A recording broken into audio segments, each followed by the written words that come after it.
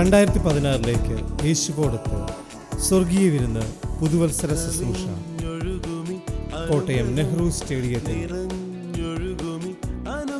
December 31 വൈകിട്ട് 6 മണി മുതൽ.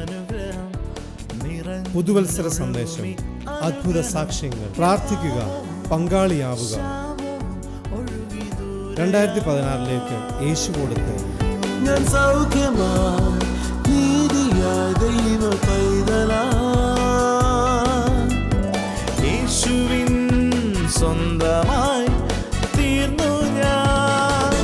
എന്നെന്നും കവിഞ്ഞൊഴുകുമി അനുഗ്രഹം, നിറഞ്ഞൊഴുകുമി അനുഗ്രഹം.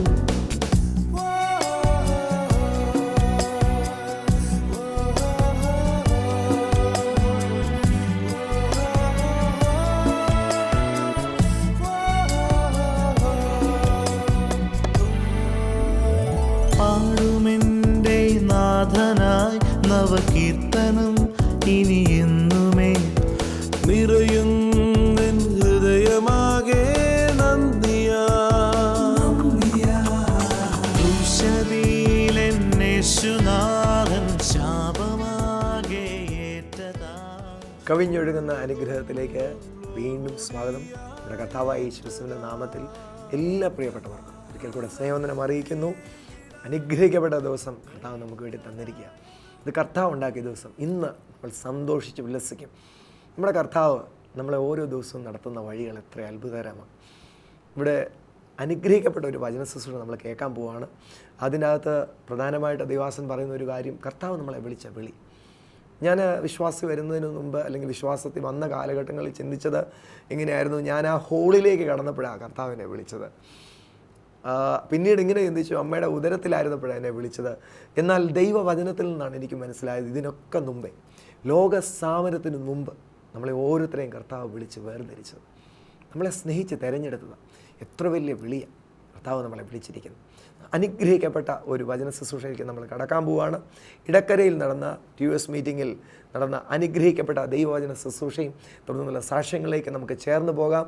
ഇത് നിങ്ങൾക്ക് അനുഗ്രഹമായിരിക്കുമെന്ന് എനിക്ക് നല്ല ഉറപ്പുണ്ട്. കർത്താവ് നിങ്ങളെ ധാരാളമായി അനുഗ്രഹിക്കട്ടെ. യേശുവിൽ വിശ്വസിച്ച ദൈവവേദനെ നിന്നെ ഒരു പുതിയ യൂണിഫോം ഇടിയിച്ചിരിക്കുക. നീ മുൻപോട്ട് ചെല്ലുമ്പോൾ ചെങ്കടൽ രണ്ടാവും. നീ മുമ്പോട്ട് ചെല്ലുമ്പോൾ യോർദാൻ രണ്ടാവും. നീ മുമ്പോട്ട് ചെല്ലുമ്പോൾ മലകൾ ഏറ്റുമുട്ടി മാറിത്തരും, നിനക്ക് വഴി മാറിത്തരും. പത്രോസിൻ്റെ മുമ്പിൽ കാരാഗ്രഹത്തിൻ്റെ വാതിൽ തുറന്നതുപോലെ യേശുവിനെ സ്വീകരിച്ച ദൈവത്തിൻ്റെ പൈതലെ, തടസ്സങ്ങൾ നിന്റെ മുമ്പിൽ മാറുന്ന കാഴ്ച നീ കാണാൻ പോവുക. നിന്നെ വിളിച്ചത് കർത്താവാ, നിന്നെ വിളിച്ചത് കർത്താവാ. ഒരു മനുഷ്യന്റെ വാക്ക് കേട്ട് പുറകോട്ട് നിൽക്കരുത്. ഇന്ന് രാത്രി യേശുവിന്റെ വിളി കേൾക്കുന്ന ദൈവമക്കൾക്കായി ഞാൻ കർത്താവിനെ സ്തുതിക്കുക. അപ്പോസ്തലനായ പൗലോസ് ഫിലിപ്പിയർക്ക് എഴുതിയ ലേഖനം അതിന്റെ 3-ാം അധ്യായത്തിന്റെ 14-ാമത് വചനമാണ് വായിക്കപ്പെടുന്നത്. ശ്രദ്ധിക്കുക. ഒന്ന് ഞാൻ ചെയ്യുന്നു, പിമ്പിലുള്ളത് മറന്നും മുമ്പിലുള്ളതിന് ആഞ്ഞും കൊണ്ട് ക്രിസ്തുവേശുവിൽ ദൈവത്തിന്റെ പരമവിളിയുടെ വിരുദിനായി ലാക്കിലേക്ക് ഓടുന്നു. കർത്താവായ യേശു ക്രിസ്തുവിന്റെ സുവിശേഷം ദൈവത്തിന്റെ പരമവിളിയാണ്. ഹല്ലേലൂയ. സുവിശേഷം ഏതെങ്കിലും ഒരു സഭയുടെ കണ്ടുപിടുത്തമല്ല. സുവിശേഷം അപ്പോസ്തലന്മാർ കൂടി ആലോചിച്ച ഒരു പുതിയ പദ്ധതിയല്ല. റോമാലേഖനം 1-ാം അധ്യായത്തിൽ പറയുന്നു, പൂർവകാലങ്ങൾക്കൊക്കെ മറഞ്ഞു കിടന്നതെങ്കിലും ദൈവത്തിൻ്റെ തിരുഹൃദയത്തിൽ സർവകാലത്തിന് മുമ്പേ മറഞ്ഞിരുന്നതാണ് സുവിശേഷം. Praise the Lord. മനുഷ്യൻ പാപം ചെയ്ത് ആ വീഴ്ചയുടെ പരിണതഫലമായി വന്ന എല്ലാ തകർച്ചയും, അവൻ്റെ ശിക്ഷയും, അവൻ്റെ ഈ ലോകത്തിലെ ഭാരങ്ങളും, അവൻ്റെ നിത്യനാശവും മുഴുവൻ മാറ്റി അവനെ പൂർണ്ണമായി വീണ്ടെടുത്ത് ഈ ലോകത്തിൽ ജയകരമായ ജീവിതവും മരണാനന്തരം കർത്താവിനോട് ചേർന്നൊരു നിത്യഭവനവും സ്വർഗവും വാഗ്ദാനം ചെയ്യുന്നതാണ് സുവിശേഷം. അതൊരു സഭയുടെ പദ്ധതിയല്ല, അപ്പോസ്തലന്മാരുടെ കണ്ടുപിടുത്തമല്ല, ദൈവത്തിൻ്റെ പരമവിളിയാണ്. മാത്രമല്ല, സുവിശേഷം എന്ന് പറയുന്നത് ഇവിടെ നമ്മൾ വായിച്ചത് ദൈവത്തിൻ്റെ വിളിയാണ്. സുവിശേഷം ദൈവത്തിൻ്റെ വിളിയാണ്. കർത്താവ് തന്നെ മക്കളെ വിളിക്കുന്നു. ഈ ബൈബിൾ അവസാനിക്കുന്ന അധ്യായമായ വെളിപ്പാട് പുസ്തകത്തിൻ്റെ ഒടുവിലത്തെ അധ്യായം ഇങ്ങനെയാണ് പറയുന്നത്, വരിക എന്ന ആത്മാവും മണവാട്ടിയും പറയുന്നു, കേൾക്കുന്നവനും വരിക എന്ന് പറയട്ടെ. കർത്താവായ യേശു സുവിശേഷത്താൽ ലോകത്തെ വിളിക്കുന്നു. ദൈവം മാനവജാതിയെ തൻ്റെ പുത്രൻ്റെ സുവിശേഷത്താൽ വിളിക്കുന്നു. ഈ സുവിശേഷത്തിന് എതിരായി സഞ്ചരിച്ചൊരു വ്യക്തിയാണ് ഈ ലേഖനം എഴുതിയ പൗലൂസ് താൻ സുവിശേഷത്തെയും സുവിശേഷകരെയും പീഡിപ്പിച്ച വ്യക്തിയാണ്. യഹൂദ മതത്തിൻ്റെ തീവ്രവാദിയായിരുന്നു ഈ പൗലൂസ് ലിഹ. എന്നാൽ തീവ്രവാദികളെ ലോകം വെറുക്കുമെങ്കിലും ദൈവം സ്നേഹിക്കുന്നു. ഹല്ലേലൂയ.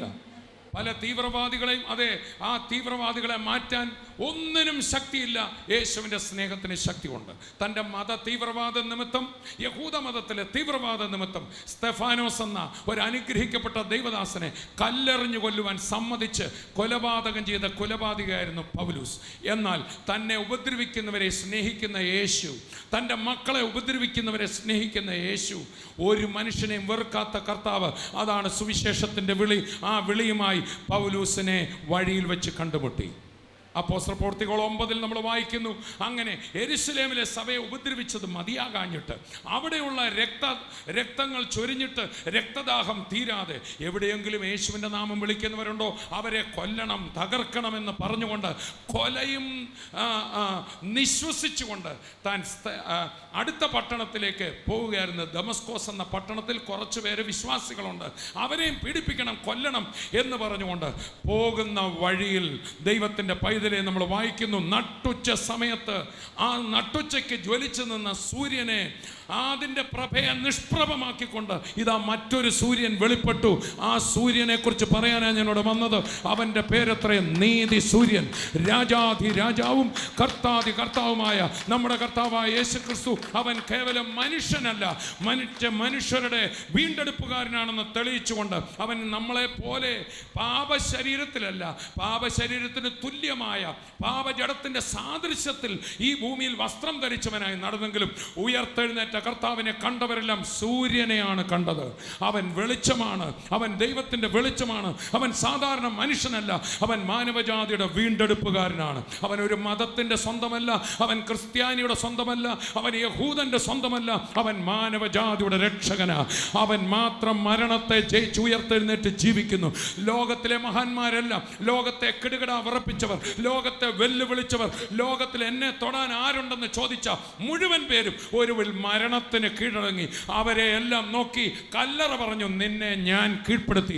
എന്നാൽ ദൈവത്തിൻ്റെ വചനം പറയുന്നു, കല്ലറയെ ഭേദിച്ചുകൊണ്ട്, മരണത്തിൻ്റെ മുദ്രയെ തകർത്തുകൊണ്ട്, മരണത്തിൻ്റെ കെട്ടുകളെ പൊട്ടിച്ചുകൊണ്ട് ഒരുവൻ മാത്രം മരണത്തെ ജയിച്ച് ഉയർത്തെഴുന്നേറ്റ് ജീവിക്കുന്നു. അവൻ്റെ പേരെത്രേ? യേശു. എന്നാൽ യേശുവിൽ വിശ്വസിച്ചവരെയും കൊന്നു മുടിച്ച് പീഡിപ്പിച്ച് പൗലോസ് കുലനിശ്വസിച്ച് പോകുമ്പോൾ അവനെ പ്രതികാരം ചെയ്യുവാനല്ല കർത്താവ് വന്നത്. തന്നെ ഉപദ്രവിക്കുന്നവരെ സ്നേഹിക്കുന്ന യേശു സൂര്യ വെളിച്ചത്തിൽ ഒരു സൂര്യനെ പോലെ വെളിപ്പെട്ടിട്ട് അവനെ ഇങ്ങനെ വിളിച്ചു, ശൗലേ ശൗലേ, നീ എന്നെ ഉപദ്രവിക്കുന്ന. ഞാനൊരു കാര്യം പറയാം, കർത്താവിൽ വിശ്വസിച്ച ഒരാളെ ഉപദ്രവിക്കുന്നത് കർത്താവിനെ ഉപദ്രവിക്കുന്നതാണ്. കർത്താവ് ഇങ്ങനെ പറഞ്ഞു, നിങ്ങളെ തൊടുന്നവൻ എൻ്റെ കണ്ണിലെ കൺമണിയെ തൊടുന്നു. കർത്താവ് ശൗലിനോട് പറഞ്ഞു, ശൗല് ചോദിച്ചു, നീ ആരാണ് കർത്താവേ? നീ ഉപദ്രവിക്കുന്ന നസ്രായനായ യേശുവാണ് ഞാൻ. ബട്ട് ഐ കോൾ യു, ഞാൻ നിന്നെയും വിളിക്കുന്നു. നീ എന്തിനെ തകർത്താൻ ശ്രമിച്ചോ അതാണ് മകനെ നിന്റെ രക്ഷ. ഈ രക്ഷ അനേകർക്ക് കൊടുക്കാൻ നിന്നെ ഞാൻ വിളിക്കുന്നു. ഈ രക്ഷയ്ക്കായി നിന്നെ ഞാൻ വിളിക്കുന്നു. നീ ഒരിക്കൽ സംശയിച്ച, നീ ഒരിക്കൽ തിരസ്കരിച്ച, നീ ഒരിക്കൽ നിന്ദിച്ച, നീ ഒരിക്കൽ വേണ്ടെന്ന് പറഞ്ഞ ഇതേ രക്ഷയ്ക്കായി ഞാൻ നിന്നെ വിളിക്കുന്നു. ആ പൗലോസ് ലീഹ ആ സ്നേഹത്തിന് മുമ്പിൽ തൻ്റെ മുട്ടുമടക്കിപ്പോയി തൻ്റെ ജീവിതം കർത്താവിന് സമർപ്പിച്ചു. താൻ ആരെ കൊല്ലാൻ പോയോ, ഉപദ്രവിക്കാൻ പോയോ, ആ വിശ്വാസികളുടെ ഇടയിൽ താൻ കടന്നു ചെന്നു. താൻ ഉപദ്രവിക്കുമെന്ന് പേടിച്ചിരുന്ന വിശ്വാസികൾ തനിക്ക് വേണ്ടി പ്രാർത്ഥിച്ചു. ആ സൂര്യപ്രഭയിൽ തൻ്റെ കണ്ണ് രണ്ടും കാഴ്ച നഷ്ടപ്പെട്ടിരുന്നു. ആ പ്രാർത്ഥനയിൽ തൻ്റെ കണ്ണിന് കാഴ്ച ലഭിച്ചു. താൻ സ്നാനമേറ്റു. യേശു പരിശുദ്ധാത്മാവെന്ന ദാനം ഉപദ്രവിയുടെ മേൽ പകർന്നു. മാത്രമല്ല കൃപാവരങ്ങൾ കൊടുത്തു, ദർശനങ്ങൾ കൊടുത്തു. തുടർന്ന് അവൻ കൈവെക്കുന്ന രോഗികൾ സൗഖ്യമാകാൻ തുടങ്ങി. അവൻ ഉപദ്രവിച്ച സുവിശേഷത്തെ പൗലൂസിൻ്റെ ഭാഷയിൽ തന്നെ പറഞ്ഞാൽ, മുമ്പേ ഞാൻ ഉപദ്രവിയും കൊലപാതകിയുമായിരുന്നു, എന്നാൽ കർത്താവ് തൻ്റെ കരുണയാൽ എന്നെ രക്ഷിച്ചു. ഒടുവിൽ താൻ ശുശ്രൂഷയിൽ മുൻപോട്ട് പോയി. ദേശദേശങ്ങളിൽ സുവിശേഷം അറിഞ്ഞു. ഫിലിപ്പിയായിൽ, കൊരിന്തിൽ, എഫെസോസിൽ ഒക്കെ തൻ്റെ ജീവിതകാലത്ത് അനേകരെ യേശുവിന് വേണ്ടി നേടി. താൻ ഉപദ്രവങ്ങളേറ്റു, കല്ലേറുകളേറ്റു, സുവിശേഷ നിമിത്തം തെറ്റിദ്ധരിക്കപ്പെട്ടു, തന്നെ കള്ളനെന്ന് മറ്റുള്ളവർ വിളിച്ചു. എന്നിട്ട് താൻ നേടിയ സഭകൾ തന്നെ ഇയാൾ പൈസയ്ക്കാണ് നടക്കുന്നത് എന്ന് കൊരിന്തിലുള്ളവർ പറഞ്ഞു. എന്നിട്ടും തന്നെ രൂപാന്തരപ്പെടുത്തിയ സ്നേഹം, താൻ തെറ്റിദ്ധരിക്കപ്പെട്ടിട്ടും തൻ്റെ ആത്മാർത്ഥതയെ സംശയിച്ചിട്ടും ക്രിസ്തുവിൻ്റെ സ്നേഹം തന്നെ മാറ്റിക്കളഞ്ഞു. തനവർക്ക് വേണ്ടി തൻ്റെ ജീവിതം കൊടുത്തു. ഒടുവിൽ റോമിലെ കാരാഗ്രഹത്തിൽ കിടക്കുമ്പോൾ ചങ്ങലയിൽ കൈകൾ വെച്ചിട്ട് എല്ലാം തീർന്നെന്ന് വിചാരിച്ചു. ഇനി ഇവിടുന്ന് രക്ഷയില്ല, നിനക്ക് മരണമാണ്, നിനക്ക് മുമ്പോട്ട് ഇനി പോകാൻ ഒക്കത്തില്ല എന്ന നിലയിൽ ആ ദൈവദാസൻ ഇരിക്കുമ്പോൾ ചങ്ങലയിൽ തൻ്റെ കയ്യിൽ തൂവല് എടുത്ത് പാപ്പറസ് ചുരുളിൽ താൻ ഇങ്ങനെ എഴുതി, ഒന്ന് ഞാൻ ചെയ്യുന്നു. വായിച്ചാട്ടെ. ഒന്ന് ഞാൻ ചെയ്യുന്നു. ഒന്ന് ഞാൻ ചെയ്യുന്നു, പിമ്പിലുള്ളത് മറന്നും മുമ്പിലുള്ളതിന് ആഞ്ഞും കൊണ്ട് ക്രിസ്തുവേശുവിൽ ദൈവത്തിൻ്റെ പരമവിളിയുടെ വിരുദിനായി ലാക്കിലേക്ക് ഓടുന്നു. യേശു ക്രിസ്തുവിന്റെ സുവിശേഷം കേട്ട ദൈവത്തിന്റെ പൈതലേ, നിന്നെക്കുറിച്ചൊരു വലിയ പ്ലാൻ കർത്താവിനുണ്ട്. ഈ വിളി കേവലം ഏതോ ഒരു സഭയുടെ മൂലയിൽ പോയി കൈകൊട്ടി പാട്ടുപാടി മാത്രം അവസാനിക്കുന്നതല്ല. ഈ ലോകത്തിലും വരാനുള്ളതിലും ഒരു വലിയ പദ്ധതിയുമായിട്ടാണ് ഓരോ മക്കളെയും കർത്താവ് വിളിച്ചിരിക്കുന്നു. ഇതിൻ്റെ പേര് പരമവിളി. ഉറക്കെ പറഞ്ഞേ പരമവിളി. മത്തായി എഴുതിയ സുവിശേഷം 22-ാം അധ്യായം വായിക്കുമ്പോൾ ദൈവരാജ്യം തൻ്റെ കല്യാണമൊരുക്കിയ കല്യാണ സദ്യക്ക് ആൾക്കാരെ വിളിച്ചതുപോലെയാണ്. എന്നാൽ പ്രിയപ്പെട്ടവര്, ഒരു രാജാവിൻ്റെ കല്യാണമാണ്, ശ്രേഷ്ഠമായ വിവാഹമാണ്. താൻ ശ്രേഷ്ഠന്മാരെ വിളിച്ചു, മന്ത്രിമാരെ വിളിച്ചു, ഉന്നത കുലജാതന്മാരെ വിളിച്ചു, ദേശത്തെ മഹാന്മാരെ വിളിച്ചു. ഒരു രാജാവ് വിളിക്കുമ്പോൾ മഹത്തുക്കളെയാണ് വിളിച്ചത്. എന്നാൽ വിളിച്ചവരൊന്നും സമയത്ത് അവരോരോ ഒഴുകൊഴുകു പറഞ്ഞ് ആ കല്യാണത്തിന് പോയില്ല. ഇത് യേശു ഉദ്ദേശിച്ചത്. ദൈവം തൻ്റെ പുത്രനെ ആദ്യ യഹൂദന്മാരുടെ മധ്യത്തിൽ അയച്ചത്. അവർക്ക് സുവിശേഷത്തിൻ്റെ വിളി കൊടുത്തു. അവർ യേശുവിനെ തള്ളിക്കളഞ്ഞു. യോഹന്നാന്റെ സുവിശേഷം 1 നമ്മൾ വായിക്കുന്നു, അവൻ സ്വന്തമായതിലേക്ക് വന്നു, സ്വന്തമായവരോ അവനെ കൈക്കൊണ്ടില്ല. പത്രോസ് തന്റെ പ്രസംഗത്തിൽ സങ്കീർത്തനക്കാരനെ ഉദ്ധരിച്ചുകൊണ്ട് ഇങ്ങനെ പറഞ്ഞു, വീട് പണിയുന്നവർ തള്ളിക്കളഞ്ഞ കല്ലാണ് യേശു. ദൈവത്തിൻ്റെ ആൾക്കാരാ, ദൈവത്തിന് ഭവനം പണിയുന്നവരാ, ആലയ ശുശ്രൂഷകരാന്ന് പറഞ്ഞ പുരോഹിതന്മാരും ശാസ്ത്രിമാരും സുവിശേഷത്തിൻ്റെ വിളിയെ തള്ളിക്കളഞ്ഞു. എന്നാൽ ഇന്ന് രാത്രി ഈ വിളി ഏറ്റെടുക്കുന്ന നിന്നോട് പറയുകയാണ്, ഇത് പരമവിളിയാ.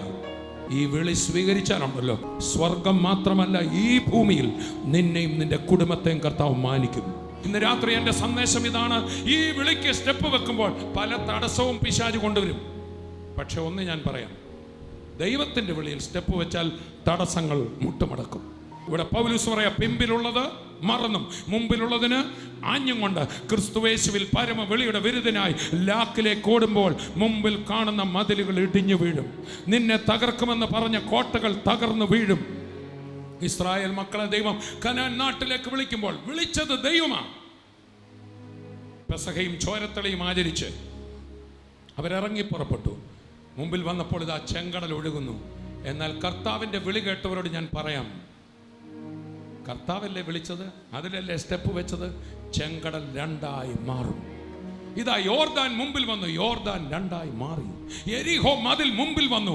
എന്നാൽ ദൈവത്തിന്റെ വിളി കേട്ട് ഇറങ്ങിയവന്റെ മുമ്പിൽ ഒരു മതിലും നിൽക്കത്തില്ല. പരാജയത്തിന്റെ നിരാശയുടെയും പടുകുഴിയിൽ വേണേ കിടക്കാം, എന്നാൽ പിമ്പിലുള്ള പരാജയം മറക്കണം. മാത്രമല്ല, ചിലർ കുടുങ്ങിക്കിടക്കുന്ന എവിടെയാണെന്നറിയാം, സുവിശേഷകർ തന്നെ. ഇത്രയൊക്കെ പ്രവർത്തിച്ചല്ലോ, പിമ്പിലൊരു തൃപ്തി. എന്നാൽ പൗലൂസിന് തൃപ്തിയില്ല. കുറച്ചു പേരൊക്കെ സഭയിലായല്ലോ, 10 രോഗി സൗഖ്യമായല്ലോ. നോ, എനിക്ക് തൃപ്തിയില്ല. പിമ്പിലുള്ളത് മറന്നു. പിമ്പിൽ 2 കാര്യങ്ങളിൽ നമ്മളെ കൊടുക്കാം. 1 തൃപ്തി, 2 പരാജയബോധം. ഇത് രണ്ടും വിട്ട് ഒന്ന് തല ഉയർത്തി എഴുന്നേറ്റ് ആ പരാജയങ്ങളൊക്കെ അവിടെ വീഴും, ചങ്ങലകൾ പൊട്ടും. പൗലോസ് പറയുന്നു, നമ്മുടെ മുമ്പിൽ വലുതും വിശാലവുമായൊരു വാതിൽ തുറന്നിരിക്കുന്നു. ആരും അടയ്ക്കാതെ വണ്ണം തുറക്കുകയും ആരും തുറക്കാതെ വണ്ണം അടയ്ക്കുകയും ചെയ്തവനാ നിന്റെ മുമ്പിൽ വാതിൽ തുറന്നത്. ലോകത്തിൽ ഒരു വ്യക്തിക്കും അത് അടയ്ക്കാനൊക്കത്തില്ല. ചേർന്ന് കർത്താവിനെ സ്തുതിക്കാം. എഫെസോസിൽ ഇരുന്നുകൊണ്ട് കൊരിന്ത്യർക്ക് ലേഖനം എഴുതുമ്പോൾ 1 കൊരിന്ത്യർ 16-ാം അധ്യായം 8-ാം വാക്യത്തിൽ പൗലോസ് ശ്ലീഹ പറയാണ്, എനിക്ക് വലുതും സഫലവുമായൊരു വാതിൽ തുറന്നിരിക്കുന്നു,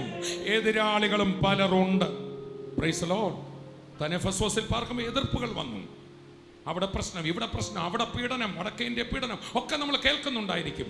യെസ്, ഫോർ ഇൻഫർമേഷൻ അത് നല്ലതാ. പക്ഷെ ഈ പദ്ധതി തുടങ്ങിയത് സഭകളല്ല, ദൈവത്തിൻ്റെ പരമവിളിയ. അത് മുൻപോട്ട് തന്നെ പോകും, ആർക്കും എതിർക്കാൻ ഒക്കത്തില്ല. നോക്കൂ, ആ വിവാഹത്തിന് ക്ഷണിക്കപ്പെട്ടവർ യോഗ്യരായില്ല.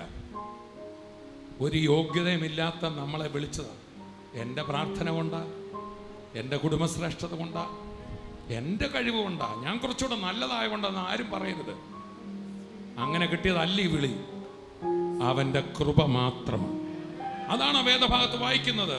മത്തായി 22:8 ക്ഷണിക്കപ്പെട്ടവർ വന്നില്ല, രാജാവിൻ്റെ വിരുന്നിന് വിളിച്ചവരാരും വന്നില്ല, മഹാന്മാർ വന്നില്ല, മന്ത്രിമാർ വന്നില്ല. രാജാവ് പറഞ്ഞു, അയോഗ്യരെ എല്ലാം വിളിച്ചു. വായിച്ചാട്ടെ അതിൻ്റെ 8 മുതൽ. പിന്നെ അവൻ ദാസന്മാരോട്, കല്യാണം ഒരുങ്ങിയിരിക്കുന്നു, ക്ഷണിക്കപ്പെട്ടവരോ യോഗ്യരായില്ല. ആകയാൽ വഴിത്തലയ്ക്കൽ ചെന്ന് കാണുന്നവരെയൊക്കെയും കല്യാണത്തിന് വിളിപ്പിനെന്ന് പറഞ്ഞു. ആരെയൊക്കെ പറഞ്ഞാട്ടെ, ഉറക്കെ പറഞ്ഞാട്ടെ. കാണുന്നവര്. ഒരു ദൈവ പൈതൽ കണ്ണി കാണുന്ന ആരെയും വിളിക്കാം. ചില വിചാരം യേശു നേരിട്ട് വന്ന് എന്നെ വിളിക്കട്ടെന്ന. നോ, നമ്മളെ ഏൽപ്പിച്ചിരിക്കുന്നു, നമ്മളെ ഏൽപ്പിച്ചിരിക്കുന്നു, നമ്മളെയാണ് ഏൽപ്പിച്ചിരിക്കുന്നത്. ഒരു ദൈവത്തിൻ്റെ പൈതൽ ഒരാളോട് യേശു നിന്നെ വിളിക്കുന്നെന്ന് പറഞ്ഞാൽ ആ വിളി മതി, അത് കർത്താവിൻ്റെ വിളിയാണ്. രാജാവ് പറഞ്ഞു വിട്ടു, കാണുന്നവരെയെല്ലാം. വായിച്ചാട്ടെ. ആകയാൽ വഴിത്തലയ്ക്കൽ ചെന്ന് കാണുന്നവരെ ഒക്കെയും കല്യാണത്തിന് വിളിപ്പീൻ എന്ന് പറഞ്ഞു. ആ ദാസന്മാർ പെരുവഴികളിൽ പോയി കണ്ട ദുഷ്ടന്മാരെയും നല്ലവരെയും എല്ലാം കൂട്ടിക്കൊണ്ടുവന്നു. വാസ്തവത്തിൽ നല്ലവരെന്ന് പറഞ്ഞൊരു കൂട്ടം ലോകത്തില്ല. പ്രവൃത്തി കൊണ്ട് ചിലർ ദുഷ്ടന്മാരാണെങ്കിൽ യേശു തെളിയിച്ചു, നീ തെറ്റ് ചെയ്തില്ലെങ്കിലും നിന്റെ ഹൃദയം കൊണ്ട് നീ തെറ്റ് ചെയ്തു പോയി. ഒരു നല്ലവരുമില്ല. നമ്മുടെ പറമ്പിലെ കപ്പ മാന്തിയവനെ കള്ള എന്ന് പറഞ്ഞ് നമ്മൾ ഇടിച്ചു. നമ്മൾ കപ്പ മാന്താൻ പോകാഞ്ഞത് നമ്മുടെ പറമ്പിൽ കപ്പ ഉണ്ടായിരുന്നുകൊണ്ട്, അല്ലെ നമ്മളെ പഠിപ്പിക്കാൻ ആരോ ഉണ്ടായിരുന്നുകൊണ്ട്. നമ്മൾ ചിലരെ വ്യഭിചാരികളെന്ന് വിളിക്കുന്നു. കർത്താവ് പറഞ്ഞ്, നിങ്ങളിൽ പാപമില്ലാത്തവൻ, നിന്റെ ഹൃദയത്തിൽ ഒരു മോഹവും വന്നിട്ടില്ല. ആ ജയിലിൽ കിടക്കുന്ന ക്രിമിനലും നമ്മളുമെല്ലാം ദൈവം മുമ്പിൽ ഒരുപോലെ ഉള്ളൂ. കണ്ട ദുഷ്ടന്മാരെയും നല്ലവരെന്ന് പറയുന്നവരെ എല്ലാം വിളിച്ചു. വായിച്ചാട്ടെ. കല്യാണശാല വിരുന്നുകാരെ കൊണ്ട് നിറഞ്ഞു. കല്യാണശാല വിരുന്നുകാരെ. ഇതാണ് സഭ. ആർക്കും വരാം. ഇതാണ് വിളി, പരമവിളി. ഉറക്കെ പറഞ്ഞ പരമവിളി. ഉപദ്രവിച്ച പൗലൂസിനെയും വിളിച്ചു, സഭയെ ഉപദ്രവിച്ച പൗലൂസിനെയും വിളിച്ചു, മീൻപിടുത്തക്കാരനായ പത്രോസിനെയും വിളിച്ചു. Praise the Lord, praise the Lord. എല്ലാവരും തള്ളിക്കളഞ്ഞവരെയും വിളിച്ചു, ക്രിമിനലിനെയും വിളിച്ചു, കുരിശിൽ കിടന്ന കള്ളനെയും വിളിച്ചു. പക്ഷെ വന്ന എല്ലാവരോടും പറയാം, നിന്റെ യോഗ്യതയൊന്നും പറയരുത്, പാരമ്പര്യമൊന്നും പറയരുത്. ഒരു യോഗ്യതയുമില്ലാത്ത എന്നെ വിളിച്ചു. അടുത്ത വാക്യം. വിരുന്നുകാരെ നോക്കുവാൻ രാജാവ് അകത്ത് വന്നപ്പോൾ കല്യാണ വസ്ത്രം ധരിക്കാത്ത ഒരു മനുഷ്യനെ അവിടെ കണ്ടു. സ്നേഹിത, നീ കല്യാണ വസ്ത്രം ഇല്ലാതെ ഇവിടെ അകത്ത് വന്നത് എങ്ങനെയെന്ന് ചോദിച്ചു. എന്നാൽ അവന് വാക്ക് മുട്ടിപ്പോയി. രാജാവ് ശുശ്രൂഷക്കാരോട്, ഇവനെ കയ്യും കാലും കെട്ടി ഏറ്റവും പുറത്തുള്ള ഇരുട്ടിൽ തള്ളിക്കളവിൻ, അവിടെ കരച്ചിലും പല്ലുകടിയും ഉണ്ടാകുമെന്ന് പറഞ്ഞു. വിളിക്കപ്പെട്ടവരോ അനേകർ, തിരഞ്ഞെടുക്കപ്പെട്ടവരോ ചുരുക്കം. ഈ ഭാഗം എനിക്കൊരു വലിയ സമസ്യയാണ്. ഞാനടുത്ത് വഴി കണ്ടവരെല്ലാം വിളിച്ചോണ്ട് വന്നിട്ട് കല്യാണ വസ്ത്രം ഇല്ലെന്ന് പറഞ്ഞ് ഇരുട്ടിനകത്ത് തള്ളിക്കളഞ്ഞു. എന്താ അതിൻ്റെ അർത്ഥം എന്നറിയാമോ? ഈ വന്നവർക്ക് ആർക്കും കല്യാണ വസ്ത്രം ഇല്ല. അവർ വഴിത്തലക്കലൊക്കെ ഇരുന്ന കള്ളന്മാരും കുഴപ്പക്കാരും യാചകരും വേലിക്കരികി കിടന്നവരും ഒക്കെയാണ്. അവർക്ക് ഇവിടുന്ന കല്യാണ വസ്ത്രം. എന്നാൽ ആ യഹൂദ രാജാക്കന്മാരുടെ അല്ലെങ്കിൽ അവിടെ നടന്ന രാജകീയ കല്യാണത്തിൽ സംഭവിക്കുന്ന എന്താണെന്നറിയാമോ? ആ രാജാവ് തൻ്റെ യോഗ്യതയ്ക്കുള്ള വസ്ത്രം കല്യാണത്തിന് വരുന്ന എല്ലാവർക്കും കൊടുക്കും. അതാണ് കർത്താവ് തരുന്ന നീതി. എന്നാൽ അവിടെ വന്നതിൽ ഒരാൾ മാത്രം വസ്ത്രം മേടിച്ചിട്ടില്ല. എൻ്റെ വസ്ത്രം കുറച്ച് കൊള്ളാം, എനിക്കിച്ചിരി പാരമ്പര്യമുണ്ട്, ഞാൻ കുറച്ച് നല്ലതാ, ഞാൻ വലിയ തെറ്റൊന്നും ചെയ്തിട്ടില്ല. അവൻ ആ വസ്ത്രം വാങ്ങിയില്ല. സ്വന്തം പ്രവൃത്തിയുടെ മികവ് പറഞ്ഞുകൊണ്ടിരുന്നു. ബാക്കി എല്ലാവരും വസ്ത്രം ധരിച്ചിരുന്നു. അതാണ് പിമ്പിലുള്ളതും മറിഞ്ഞും മുമ്പിലുള്ളതിന് ഓടുമെന്ന് പൗലൂസ് പറഞ്ഞ അതേ അധ്യായത്തിൽ പൗലൂസിനും തൻ്റെ യോഗ്യത കൊണ്ട് കിട്ടിയതല്ല, കൃപയാൽ കിട്ടിയതാണ്. ഫിലിപ്പിയർ 3:9 ഒന്ന് വായിച്ചേ. ഫിലിപ്പിയർ 3:9. ഞാൻ ക്രിസ്തുവിനെ നേടേണ്ടതിനും ന്യായപ്രമാണത്തിൽ നിന്നുള്ള എൻ്റെ സ്വന്തം നീതിയല്ല, എൻ്റെ സ്വന്തം നീതിയാകുന്ന വസ്ത്രമല്ല, ക്രിസ്തുവിലുള്ള വിശ്വാസം മൂലം ദൈവം വിശ്വസിക്കുന്നവർക്ക് നൽകുന്ന നീതി തന്നെ, തരുന്ന നീതി വസ്ത്രം, നീതി തന്നെ ലഭിച്ച് അവനിൽ ഇരിക്കേണ്ടതിന് അവന്റെ മരണത്തോട് അനുരൂപപ്പെട്ടിട്ട് മതി. ഞാൻ എൻ്റെ നീതി വസ്ത്രം അല്ല ധരിക്കുന്നു. ഞാൻ നല്ലതാണെന്നല്ല എനിക്ക് പറയാനുള്ളത്, അവൻ്റെ കൃപയാൽ എന്നെ തിരഞ്ഞെടുത്തതാണ്. ഇന്ന് രാത്രി ദൈവത്തിൻ്റെ പൈതല്, ഈ വിളി കേട്ട് വരുന്നവരെ കർത്താവ് ഒരു വസ്ത്രം അങ്ങ് ധരിപ്പിക്കും. പരിശുദ്ധാത്മാവിൻ്റെ വസ്ത്രം തന്നെ അങ്ങോട്ട് ധരിപ്പിക്കും. പാപിയുള്ള മേലെടുത്ത് മാറ്റി നീതിമാൻ എന്ന് നിന്നെ വിളിക്കും. നീ മുൻപോട്ട് ചെല്ലുമ്പോൾ നിന്റെ മുമ്പിലുള്ള മതിലുകൾ ഇടിഞ്ഞു വീഴും, ബന്ധനങ്ങൾ അഴിഞ്ഞു മാറും. ഇന്ന് രാത്രി എന്നെ കേൾക്കുന്ന ഓരോ ദൈവത്തിൻ്റെ പൈതലിനോട് പറയാം, യേശുവിൽ വിശ്വസിച്ച ദൈവ പൈതലെ, നിന്നെ ഒരു പുതിയ യൂണിഫോം ഇടിയിച്ചിരിക്കുക. നീ മുൻപോട്ട് ചെല്ലുമ്പോൾ ചെങ്കടൽ രണ്ടാവും. നീ മുമ്പോട്ട് ചെല്ലുമ്പോൾ യോർദാൻ രണ്ടാവും. നീ മുമ്പോട്ട് ചെല്ലുമ്പോൾ മലകൾ ഏറ്റുമുട്ടി മാറിത്തരും, നിനക്ക് വഴി മാറിത്തരും. പത്രോസിൻ്റെ മുമ്പിൽ കാരാഗ്രഹത്തിൻ്റെ വാതിൽ തുറന്നതുപോലെ യേശുവിനെ സ്വീകരിച്ച ദൈവത്തിൻ്റെ പൈതലെ, തടസ്സങ്ങൾ നിന്റെ മുമ്പിൽ മാറുന്ന കാഴ്ച നീ കാണാൻ പോവുക.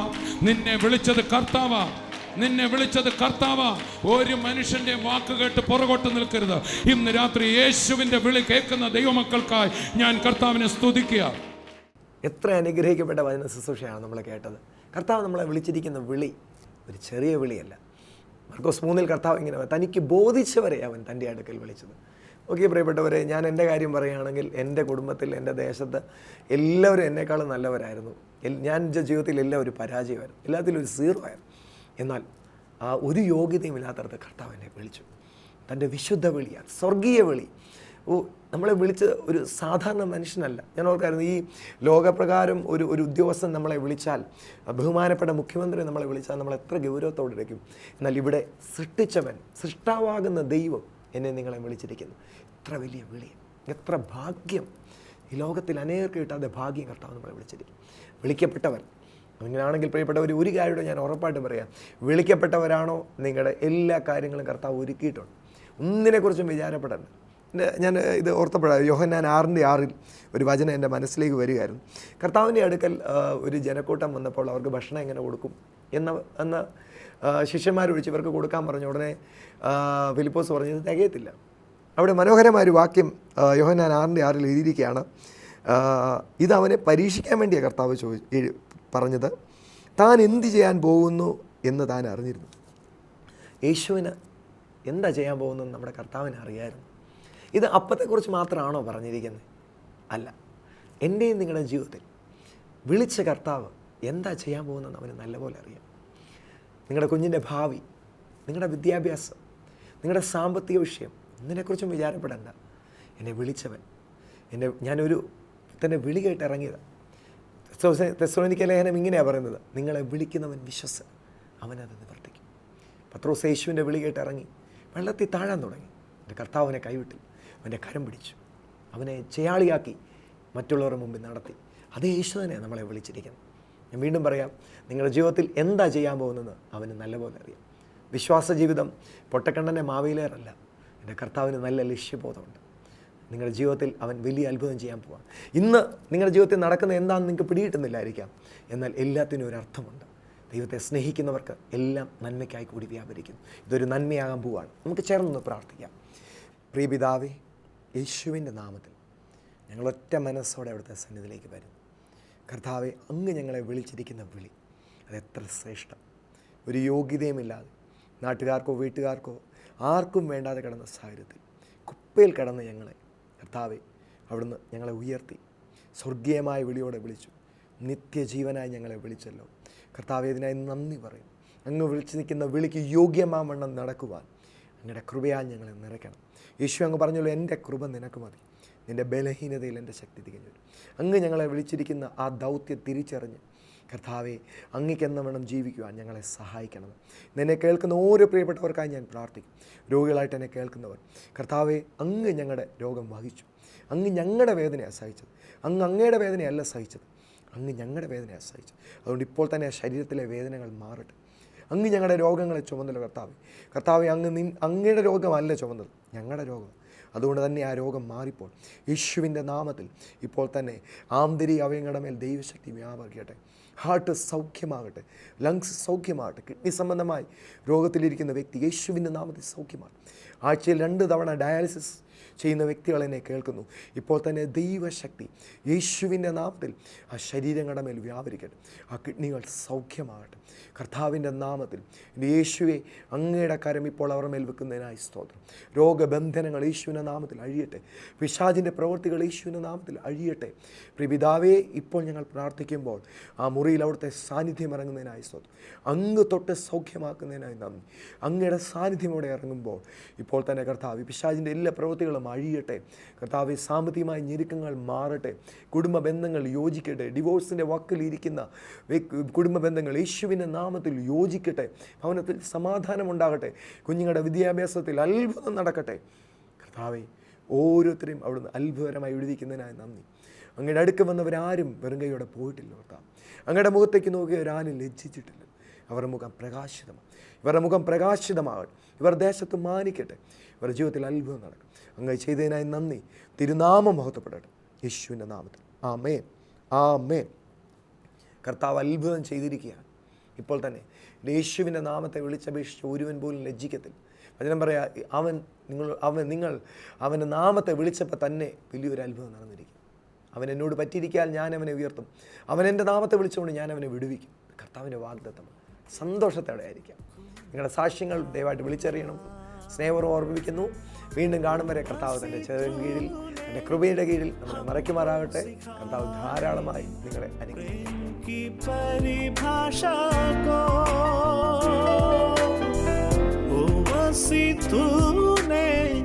हमको सिखाए प्रेम की परिभाषा को,